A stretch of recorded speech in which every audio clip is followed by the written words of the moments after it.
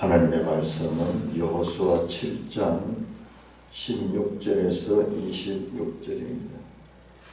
여호수아 7장 16절. 이에 여호수아가 아침 일찍이 일어나서 이스라엘을 그의 지파대로 가까이 나오게 하였더니 유다 지파가 뽑혔고, 유다 족속을 가까이 나오게 하였더니 세라 족속이 뽑혔고, 세라 족속의 각 남자를 가까이 나오게 하였더니 삽디가 뽑혔고, 삽디의 가족 각 남자를 가까이 나오게 하였더니 유다 지파 세라의 정손이요 삽디의 손자 갈미의 아들인 아간이 뽑혔더라. 그러므로 여호수아가 아간에게 이르되, 내 아들아, 청하노니 이스라엘의 하나님 여호와께 영광을 돌려 그 앞에 자복하고 내가 행한 일을 내게 알게 하라. 그 일을 내게 숨기지 말라 하니, 아간이 여호수아에게 대답하여 이르되, 참으로 나는 이스라엘의 하나님 여호와께 범죄하여 이러이러하게 행하였나이다. 내가 노력한 물건 중에 시날산의 아름다운 외투 한 벌과 은 200세겔과 그 무게가 50세겔 되는 금덩이 하나를 보고 탐내어 가졌나이다. 보소서, 이제 그 물건들을 내 장막 가운데 땅 속에 감추었는데 은은 그 밑에 있나이다 하더라. 이에 여호수아가 사자들을 보내매 그의 장막에 달려가 본즉 물건이 그의 장막 안에 감추어져 있는데 은은 그 밑에 있는지라. 그들이 그것을 장막 가운데서 취하여 여호수아와 이스라엘 모든 자손에게 가지고 오매 그들이 그것을 요 앞에 쏟아놓으니라. 여호수아가 이스라엘 모든 사람과 더불어 세라의 아들 아간을 잡고 그 은과 그 외투와 그 금덩이와 그의 아들들과 그의 딸들과 그의 소들과 그의 나귀들과 그의 양들과 그의 장막과 그에게 속한 모든 것을 이끌고 아골 골짜기로 가서 여호수아가 이르되, 내가 어찌하여 우리를 괴롭게 하였느냐? 여호와께서 오늘 너를 괴롭게 하시리라 하니 온 이스라엘이 그를 돌로 치고 물건들도 돌로 치고 불사르고 그 위에 돌무더기를 크게 쌓았더니 오늘까지 있더라. 여호와께서 그의 맹렬한 진노를 그치시니 그러므로 그것을 오늘까지 아골 골짜기라 부르더라. 하나님 아버지, 오늘 감사합니다. 이 시간도 이 아침에 일찍 일어나게 하시고 아침에 일찍 일어나서 행하는 여호수아의 모습을 통하여 하나님의 뜻을 알아갈 수 있도록 은혜를 베풀어 주시니 감사를 드립니다. 예수님 이름으로 기도드리옵나이다. 아멘. 자, 7장 1절에서 15절까지는 이스라엘 백성이 아이성 전투에서 패배하고 그 결과 여호수아가 이스라엘 장로들과 함께 하나님 앞에 옷을 찢고 머리에 티끌을 되어쓰고 기도하는데, 하나님 어찌하여 이런 일을 우리가 당하겠습니까? 그때 하나님께서 그 기도의 응답으로 너희가 해렘하지 않았다. 내 언약을 어겼다. 온전히 바친 물건을 너희가 내한테 온전히 바치지 아니하고 일부를 너희 가운데 숨겨뒀다.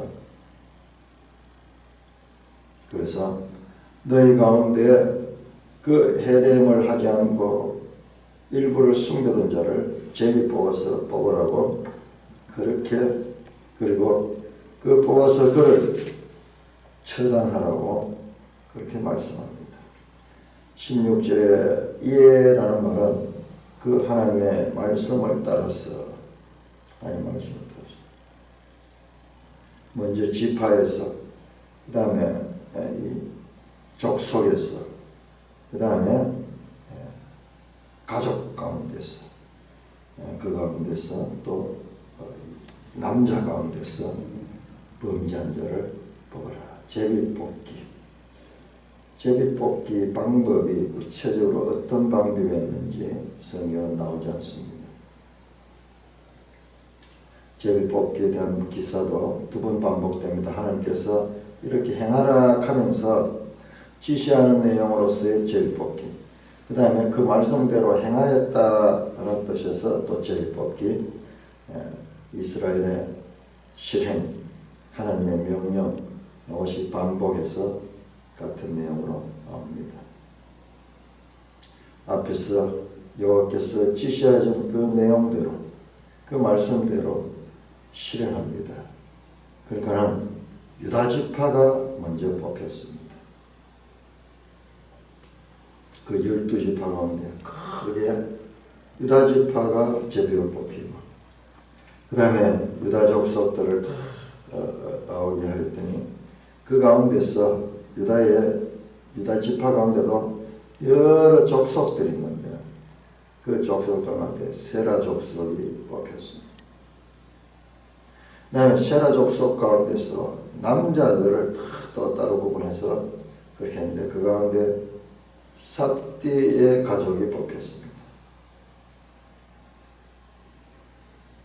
삽디의 가족 중에서 남자를 보니까는 마침내 유다 지파 세라의 정손 삽디의 손자 갈미의 아들인 아간이 뽑혔다. 그러니까 이 제비 뽑기는 하나님 뜻이죠. 사람이 제비를 뽑지만 그 길을 이끄는 분은 여호와시다.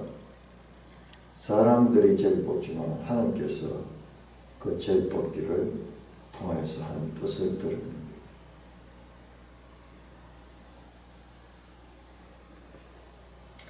이 제비 뽑기가 성경적 선출 방법이다. 이렇게 해서 우리 총회에서 총회장 후보까지는 각 지역에서 내고, 그 다음에 최종적으로 총회장 선발은 제비 뽑기를 해서 뽑았어요. 지금도 그렇게 하는 건데 몇 년 전에 그렇게 했는데, 그래서 우리 대구에 그 목사님이 제비 뽑기로 총회장이 됐습니다.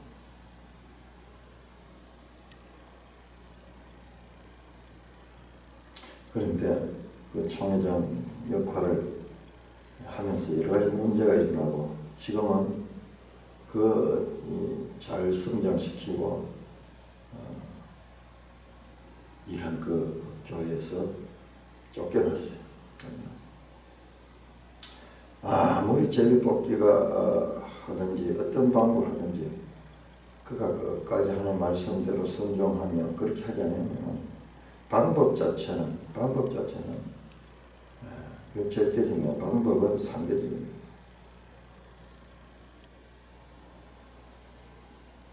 여러 가지 스캔들이 나고 총회하는 동안 여러 가지 문제가 생기고,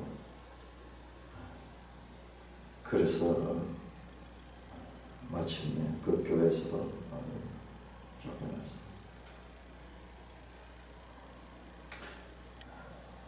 자, 이렇게 제비뽑기를 통해서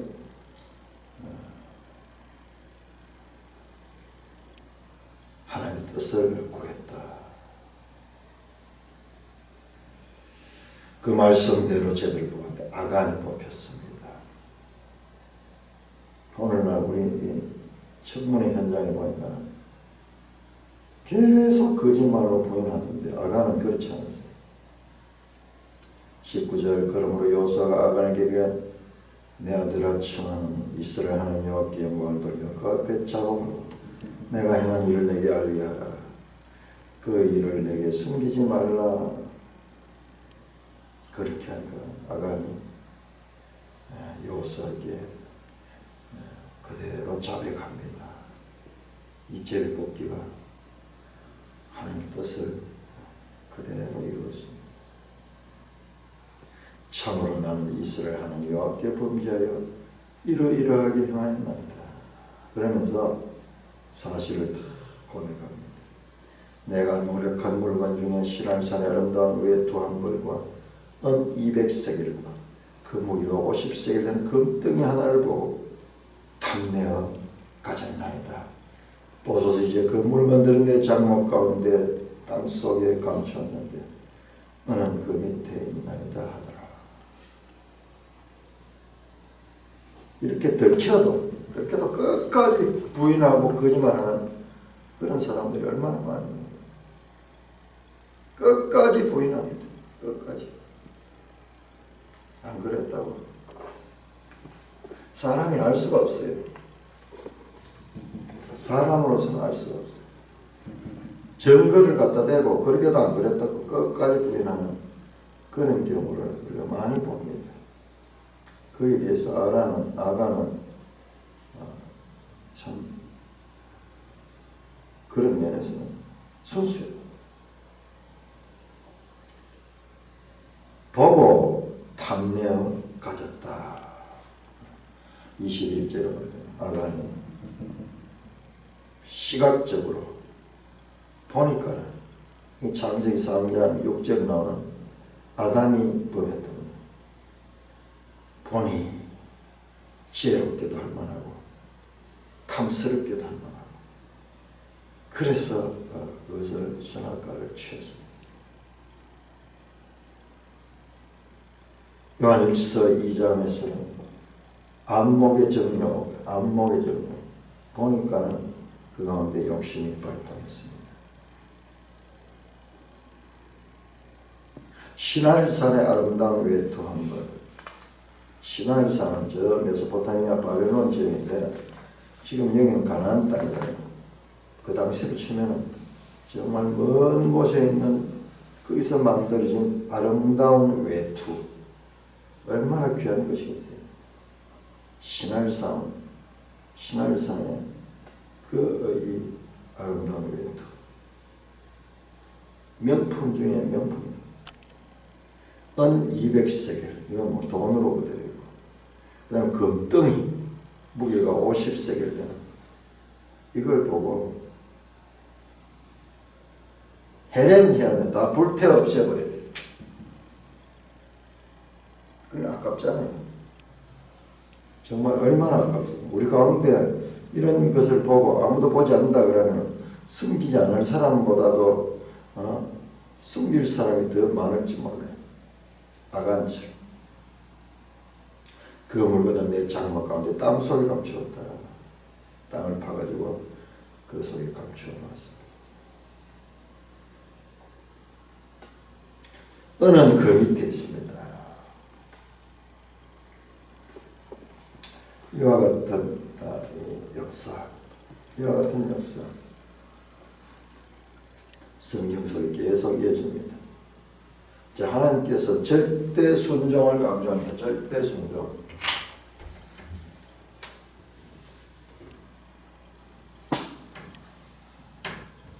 헤렘해라 그러면은 헤렘해야 됩니다.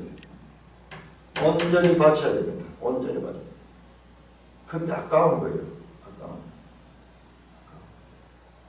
우리가 헌금을 하든지 우리가 이 구제를 하든지 가운데 우리 가운데 그 순수하게 헌금하고자 하는 마음, 하나님께 바치고자 하는 마음과 동시에 또 아까운 마음이 생겨요. 아까운 마음. 그때 그 두 마음 가운데 한 마음을 죽여야 돼요. 아까운 마음이 생기게 되면 거기서 일부를 또 떼놓는 거예요. 헤렘하면서도 귀한 것. 이 역사가 성경에서 계속 이어집니다. 이 아간의 역사. 나중에 보면 왕정시대의 사울이 이와 같은 문제로 또 사무엘에게 걸리게 되죠. 그 아말렉 족속을 다 해렘시켜야 되는데 사울이 그 왕도 살려주고 그 가운데 좋은 가축들은 따로 빼냈습니다. 사무엘이 말합니다. 왜 하나님 말씀대로 하니까 아니 내가 이 좋은 양들을 갖다가 이거 제사드릴 때 쓰려고 그랬다. 이게 신약에 하나님이나 삽비라. 자, 이 아간의 범죄는 이처럼 우리 인간이 살아가는 한 항상 이어지는 그와 같은 이 탐심입니다. 탐심. 우리 가운데 누구도 여기서 장담할 수 없어요. 때로는 믿음이 중천해서 믿음이 넘쳐서 어떠한 어려움도 이길 수 있지만 때로는 우리가 연약할 때는 작은 뜻이 하나에도 실족하는 것이 우리의 연약함입니다. 선줄로 생각하는 자는 넘어질까 조심하라. 항상 영적인 긴장 상태를 가져야 됩니다. 자, 이 아간과 사울과 아나니아 삽비라의 공통점이 있습니다. 그런데 이 정도 죄는 오늘날 우리 성도들 가운데 이런 식으로 아간을 처형하듯이 이런 것을 죄목을 삼으려고 하면 우리 성도들 가운데 살아남을 사람, 교회에 남을 사람 별로 없을 것 같아요. 별로 없어요. 여기에 아간을 손가락질하면서 아간을 정죄할 수 있는 죄 없는 자가 있을까요? 하나님 지나치지 않습니까? 지나치지 않습니까? 우리 지금 여호수아에서 하나님의 지나침, 이 여리고 주민을 해렘시켜라. 인정사정 보지 말고 온전히 다 죽여라. 어린아이거나 늙은이거나 가축들까지 다 죽여라 하는 이 하나님. 그리고 유대인들 가운데서도 아간같이 그 탐심에 의해서 일부를 숨겨놓고 이자도 나중에는 돌로 쳐 죽이고 그 가족까지 다 죽여놓고 너무 지나치지 않은가? 그러면 오늘날 교회 안에 제대로 살아남을 사람이 과연 얼마나 될까? 우리가 이런 의심이 드는 것이 사실입니다. 자, 우리가 알아야 되는 성경의 이와 같은 기록들은요, 아주 이 대표적인 그런 사건들을 기록하고 있는 거예요. 압축되어 있습니다. 자, 이 아간과 사울과 아나니아 삽비라의 공통점, 이 공통점은요, 새로운 시대입니다. 새로운 시대.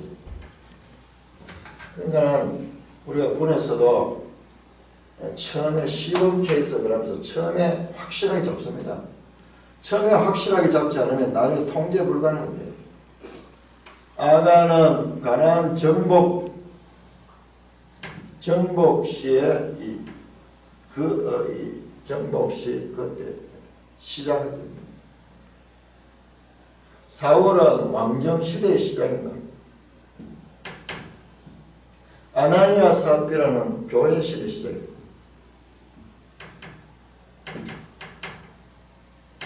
각 하나님의 구원 경륜의 특별한 하나의 새로운 이 패러다임이 시작될 때마다 이 사건이 기록돼요. 이와 같은 사건이 기록돼요. 이거는 특수하고도 특수한 사건이에요. 특수하고. 이 사건들은 교훈, 실물 교훈.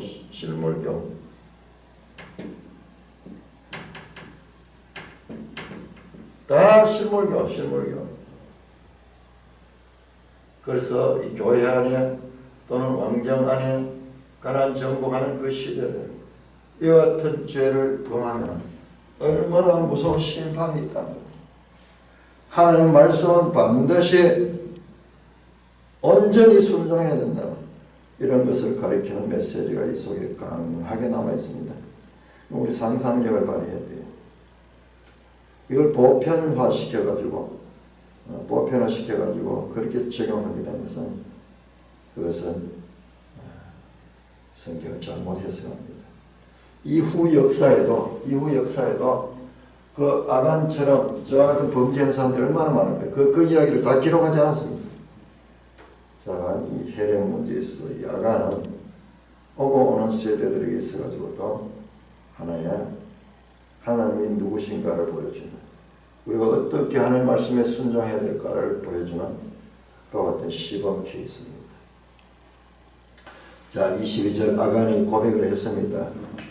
이에 여호수아가 사자들을 보내어 그의 장막에 달려가 본즉 물건이 그의 장막 안에 감추어져 있었습니다. 우리 앞에서 보면 너희 가운데 온전히 바쳐진 것이 있다. 그것을 제거하라. 너희 가운데 제거해라. 하나님 다 알고 계셨어요. 13절에서 그렇게 말씀했습니다. 7장 13절에서 너희 가운데 온전히 바친 물건이, 너희 가운데 헤렘이 그 속에 들어있다는 거예요. 헤렘은 하나님께 전적으로 돼야 되는데 너희 속에 지금 있다. 하나님께 바쳐질 게 너희 가운데 있다. 그의 장막 안에 보니까는 하나님 말씀대로 이 해령해야 될 이 물건들이 감춰져 있습니다. 또 그 말대로 아간의 말대로 은은 그 밑에 있었습니다. 그들이 그것을 장막 가운데서 취하여 여호수아와 이스라엘 모든 자손에게 가지고 오매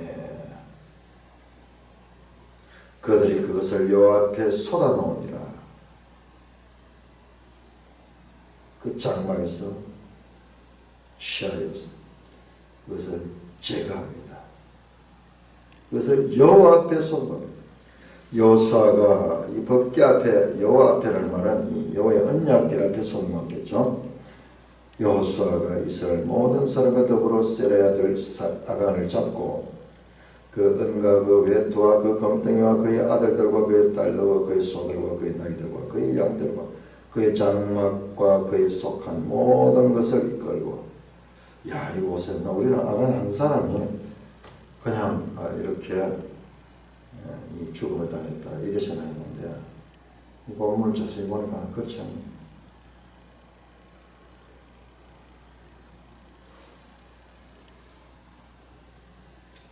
아간과 그의 은과 그의 외투와 그의 검덩이, 그의 아들들과 그의 딸들과 그의 소들과 그의 나귀들과 그의 양들과 그의 장막, 그의 속한 모든 것을 이끌고 악을 꽂자라. 그러나 지금 아간 한 사람이 갖는 것이 아니라 그 이 자식들과, 부인은 어떻게 되는지 부인이라고 나와요. 그 자식들과 그 다음에 짐승들과 그의 장막까지, 그의 장막까지, 그에 속한 모든 것을 이끌고 악을 골짜기로 갔어요. 여호수아가 이르되 네가 어찌하여 우리를 괴롭게 했느냐? 여호와께서 오늘 너를 괴롭게 하시라. 자, 여기에요. 말씀 그냥 나온 게 아니고 이게 성경에 앞에 나왔던 내용은요. 6장 18절 보시면 6장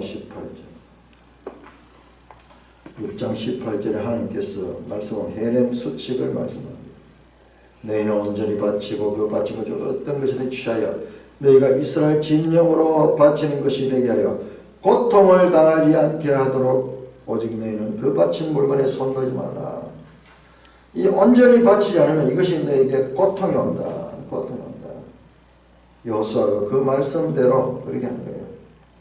너희가 네가 우리를 괴롭게 했다. 여호와께서 오늘 너를 괴롭히시라 하니 온 이스라엘이 그를 돌로 치고 물건들도 돌로 치고 불살랐습니다. 자, 여기 보면은 그를 돌로 치고 단수로 되어 있습니다. 이 영어 성경에 보면은 댐, 그들. 그러니까 앞에 나왔던 아간 혼자만 죽은 것이 아니라 그에 속한 것들, 모든 것들, 아들들까지 포함했어요. 온 이스라엘이 그를 돌로 쳤습니다. 이거 보세요. 그냥 사형집행관이 사형집행이지 온 이스라엘 고난 것이었어요. 다 모일 수는 없었겠죠. 대표들일 수도 있겠죠. 그 온 이스라엘이 그에게 돌을 치는 거예요. 죽이는 사람도 고통스럽습니다. 돌로 쳐서 자기 형제를 죽일 때 그 심정이 어떻겠습니까? 반대로 그 돌에 맞아서 죽는 사람과 그 가문의 수치는 어떻겠습니까? 공개적으로 그들을 돌로 치고 물건들도 돌로 치고 불살랐다. 불살랐습니다. 해냄시킵니다. 그의 돌무기들을 크게 쌓았더니 오늘까지 여호와께서 그의 맹렬한 진노를 거치시니 오늘까지 있더라. 자, 오늘까지 있더라. 그리고 이것을 아골골짜기라 부르더라. 아간의 죽음은 실물교훈이고 아골골짜기를 보면은 아골골짜기의 돌무덤을 보면은 항상 우리가 하나님 앞에 해렘하여야 될 것은 온전히 바쳐야 된다. 그것을 숨겨놓았다면 아간처럼 저렇게 된다. 실물교훈 오고 오는 세대가 계속해서 볼 수 있도록 그렇게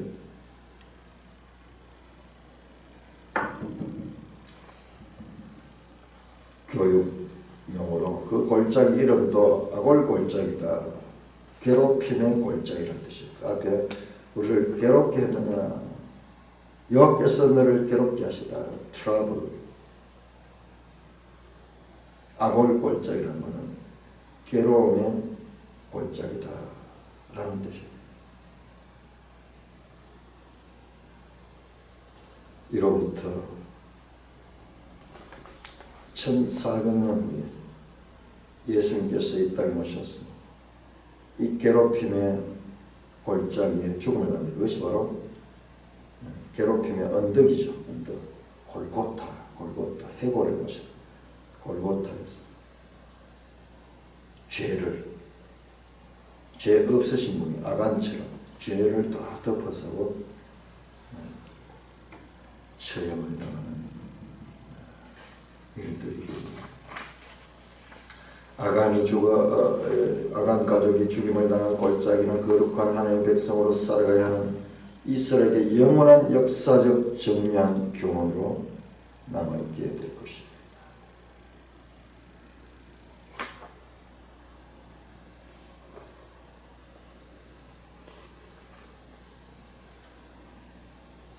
여리고 성의 것들을 온전히 해냄돼야 되는데 그 해냄이 온전히 이루어지면 아간과 그 가족들이 해냄당하고 있는 그와 같은 모습을 봅니다.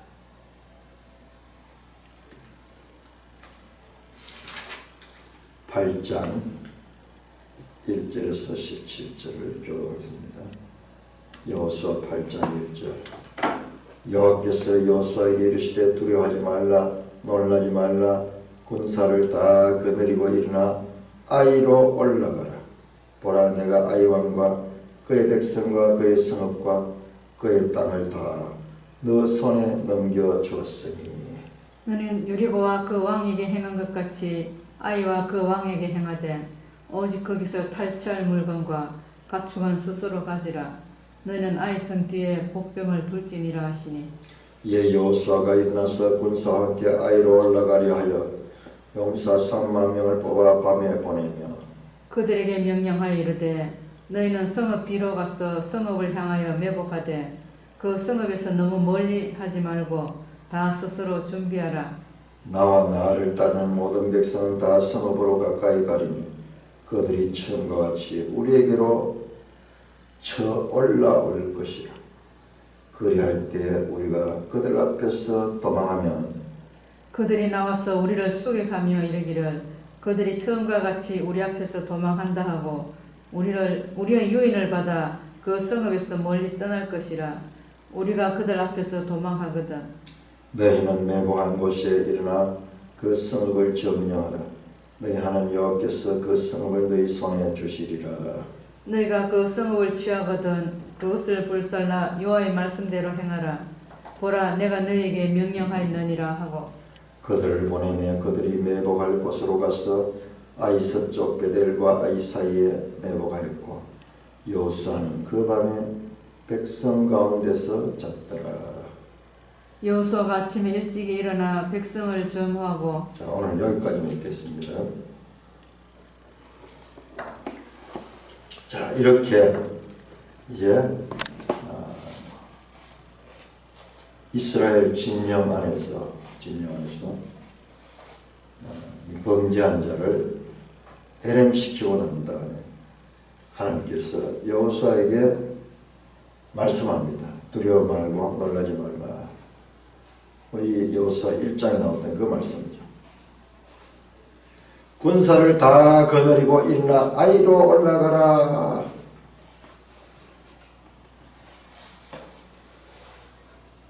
자, 이 문제를 해결한 다음에 하나님께서 등장하셔서 이제 아이성 전투를 지시하고 있습니다. 자, 아이성 전투는 1차 아이성 전투가 있고 실패했습니다. 자, 그러자 그 가운데서 헤렘의 문제를 정리해서 아간을 처형했습니다. 실패의 원인은 이 헤렘하지 않은 거예요. 그래서 이 헤렘을 성취하고 난 다음에 2차에서는 다시 아이성 전투 나옵니다. 자, 1차 내용을 자세히 보면 여기 하나님은 안 나옵니다. 하나님 안 나오고 여호수아와 백성, 여호수아가 적당군을 보내고 적당군들이 가서 뽑아서 한 3,000명만 하면 충분히 되겠다. 그래서 전쟁했습니다. 아이성 전투, 2차 아이성 전투는 처음부터 하나님이 지시합니다. 여호와께서 시작하십니다. 지시하시고 시작합니다. 여기서는 1차 아이성에는 사람들 이야기입니다. 사람이 시작합니다. 그 결과 실패했습니다. 교만했습니다. 자만했습니다. 여리고성의 승리는 이들로부터 교만한 마음을 상대를 얕잡고 3,000명 다 올라갈 필요 없다. 한 2, 3,000명 가면 됐다. 그랬다가 실패했습니다. 이 헤렘 사건을 통해 이스라엘은 다시 겸비하고 머리에 전을 뿌리고 옷을 찢고 하나님께 기도하고 하나님의 말씀을 따라서 그 헤렘을 시행하고 난 다음에 겸비해졌습니다. 이때 하나님께서 말씀하십니다. 아이로 올라가라. 보라, 내가 아이 왕과 그의 백성과 그의 성읍을 그의 땅에 다 내 손에 넘겨주었다. 이게 6장에 나왔던 내용입니다. 이미 현재 완료. 그 땅을 다 네 손에 넘겨주었다. 아직 전쟁도 안 시작했는데 1차 전쟁에 다 실패하고 2차 아직 시작도 안 했다. 이미 하나님께서는 넘겨주었답니다. 넘겨주었다. 이미 현재 완료입니다. 아직 출발도 안 했는데, 자, 이와 같은 이미와 아직에 시작된 종말론, 여기 또 나오죠. 자, 이것은 우리 성경을 이해하는데 가장 기본적인 어떤 것이다. 구약부터 이와 같은 시작된 종말론은 성경 안에서는 보편적인 거다. 이 구약을 제대로 공부 안 하니까 신약에 가서 믿는 자는 영생을 얻었고 사망의 생명에서 옮겼느니라 시대가 이렇게 나오니까는 이해가 안 되는 거죠. 자, 앞에서 말씀드렸다. 이와 같은 시대가 생기는 것은 하나님은 영원에 속하여 계시고 하나님은 영원에 속하여 영원히 있고 시간은 영원 속에 시간이 있습니다. 시간은 절대적인 상대적입니다. 시간은 피조물이에요. 시간. 이 영원에 포함된 겁니다. 그래서 영원과 시간이 만나게 되니까는 이상한 우리 기본 시제가 어그러져 버린 거예요. 그 질서가 무너져 버려요. 그의 땅을 다 네 손에 넘겨주었다. 너는 여리고 그 왕에게 행한 것 같이 아이와 그 왕에게 행하되 오직 거기서 탈취한 물건과 가축은 스스로 가지라. 너는 아이 성 뒤에 복병을 들여. 자, 아이 성과 여리고 성 전쟁의 차이가 보세요. 자, 여리고 성은 아무런 작전 없이 그냥 하나님께서 말씀하는 행진만 했습니다. 그런데 이 아이 성 전투에는 철저하게 이 전략을 짜고 행동을 하고요. 그 다음에 탈취한 물건 해렘하지 않습니다. 탈취한 물건을 가지고 스스로 가져라고 말씀합니다. 자, 이 차이를 잘 봐야 됩니다. 여리고 전쟁과 아이성 전투의 연속성과 차이점. 연속성은 하나님이 그 전쟁의 주인이심이 연속성이고, 차이점은 여리고성은 온전히 해렘했지만 아이성은 군대가 전리품들을 가질 수 있도록 했다는 것입니다.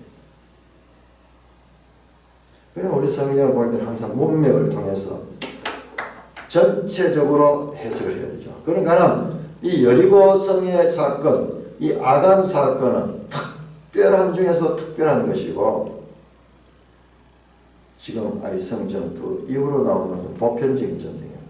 보편적인 전쟁. 전적으로 하나님이 그 일을 했고, 지금 여기에는 철저하게 하나님이 말씀하시되 사람들이 작전을 짜고 그 작전대로 시행을 하고 그 행동이 여기에 나타납니다. 무슨 말씀이냐? 그렇게 합니다. 여호수아가 일어나서 군사와 함께 아이로 올라가서 용사 3만 명을 뽑아서 밤에 보냅니다. 그들에게 명령하여 이릅니다. 너희는 성읍 뒤로 와서 성읍을 향하여 매복하라. 병사들이 밤에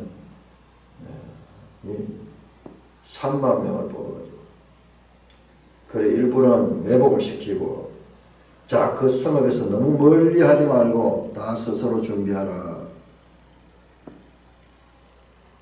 그러나 이 매복하는 목적이 있어요. 나중에 보면 나오는데요. 너무 멀리 있으면 안 돼요. 좀 적당한 거리, 너무 가까이 있으면 들키고 이런 적당한 거리, 밤에 야간 이동을 해가지고 그 성 뒤쪽에 가서, 뒤쪽에 가서 매복. 그 성에서 너무 멀리 하지 말고 다 스스로 준비하라. 나와 나를 따른 자는, 그리고 또 한 부대는